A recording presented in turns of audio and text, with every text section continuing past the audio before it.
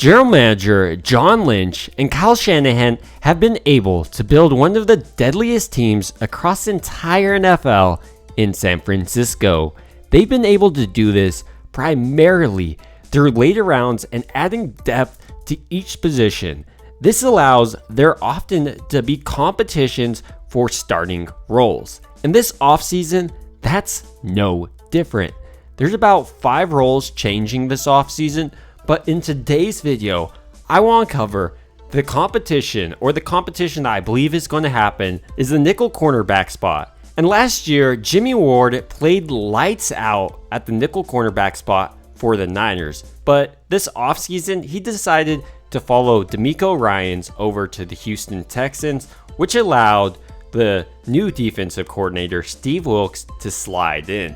And one of his first moves was bringing in a new slot cornerback.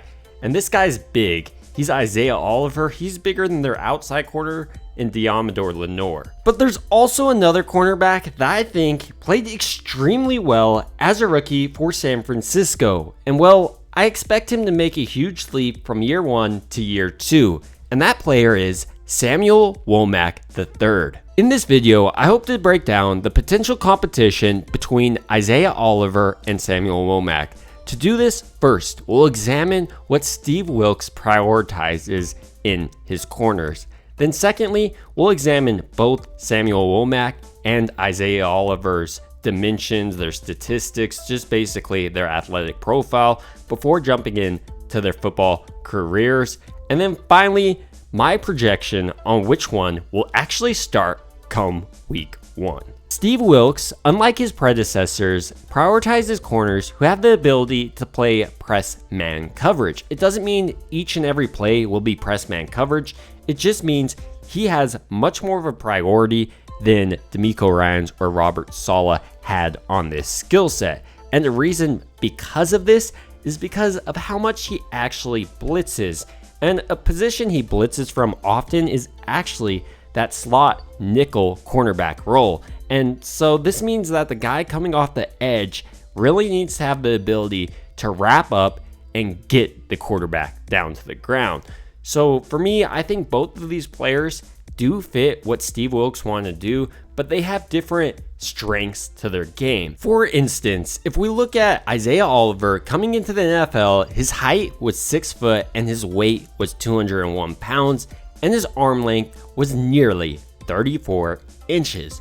Perfect for playing that press man coverage that Steve Wilks loves. He also ran his 40-yard dash in 4.5 seconds and his 10-yard split in an impressive 1.55 seconds. Oliver is also relatively young, coming to San Francisco as a 26-year-old.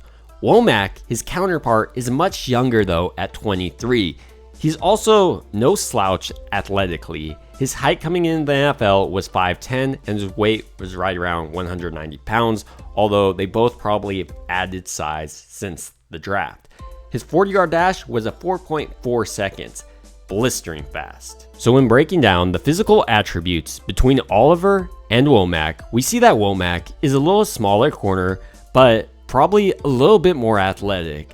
This means Oliver may be better suited to lining up on tight ends, whereas Womack might be better for guys like Cooper Kupp. While an athletic profile gives a nice overview or glimpse of what a player is capable of in the NFL, it's better to actually look at what they've done on the NFL field, because frankly, sometimes there's freaks of nature that just can't play football very well. To do this, we need to break down each football player's career up to this point. We'll start with Samuel Womack. Womack attended East English Village Preparatory Academy in Detroit, Michigan, and as a senior, he went off. He gained over 1,000 yards receiving, caught 20 touchdown passes, and made 11 interceptions. This led him to get All-State honors. And then following year, he arrived at Toledo, where he played for 5 seasons, and across his college career, he had 126 tackles, 4.5 tackles for loss, 39 passes defended, and 5 interceptions in 53 games played. And after his college career, Womack went off on his pro day. He ran his 40-yard dash in 4.4 seconds, as I mentioned, but maybe even more impressive, which was his 10-yard split of 1.54 seconds. That's faster than Christian McCaffrey and nearly as fast as Deshaun Jackson's 1.50 10-yard split. Womack was ultimately selected in the 5th round, 172 overall in the 2020 NFL Draft by the San Francisco 49ers.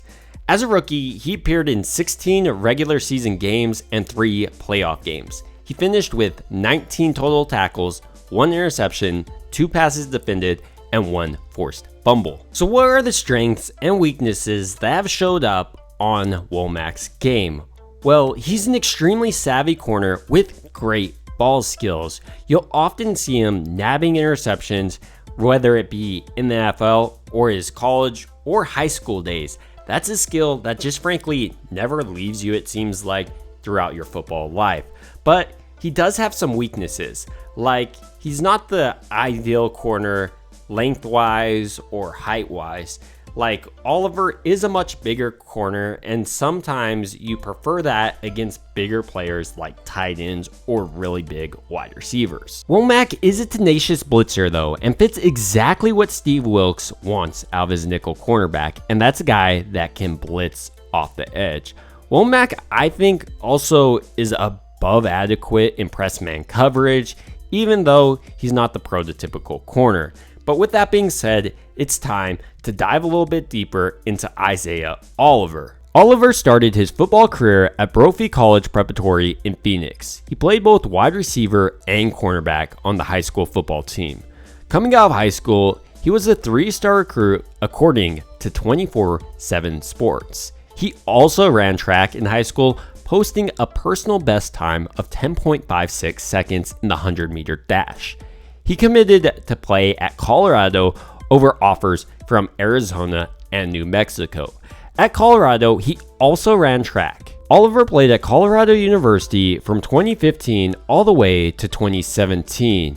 He played in 37 games and had 82 tackles and 3 interceptions. Oliver went into the NFL draft being considered one of the best athletes at the position, but not just that. He was seen as the prototypical lockdown corner, and while he definitely needed to address certain areas of his game, such as increasing his toughness, he definitely looked like the next great. With that being said, the Atlanta Falcons did decide to jump on Oliver in round 2 with pick 26. Oliver has played with the Falcons ever since, playing from 2018 all the way to 2022. Across his time with the Falcons, he's had 203 tackles, 2 sacks, and 2 interceptions, with his best year arguably coming last year when he had 37 tackles and 1 sack. In Oliver's game, you see a corner who has all the physical traits to be a lockdown corner in the NFL. And I think this is exactly what Steve Wilks sees, and he sees himself as the potential coach to unlock all Oliver's true greatness. And for this reason, I think that Isaiah Oliver does start over Samuel Womack. And while I've gone back and forth, the thing that really puts the nail in the coffin for me is that Steve Wilks hand-selected Isaiah Oliver this offseason. And in press conferences, Steve Wilks has also said that Isaiah Oliver is the best free agent nickel cornerback the Niners could have picked up. So that's high praise. But this isn't to say that Samuel Womack can't make a push for this job, as he offers different areas of expertise in comparison to Oliver, such as he's a little bit quicker and may fare better against wide receivers like Cooper Kupp. These ultimately are just my thoughts on Isaiah Oliver winning that nickel cornerback job on San Francisco's defense. But I would love to hear your thoughts down below. Is it going to be Oliver or Womack, or maybe someone else starting week 1 in that nickel role? It would also mean a ton to me if you liked and subscribed. Thank you guys so much for watching, and I hope you guys have a great rest of your day.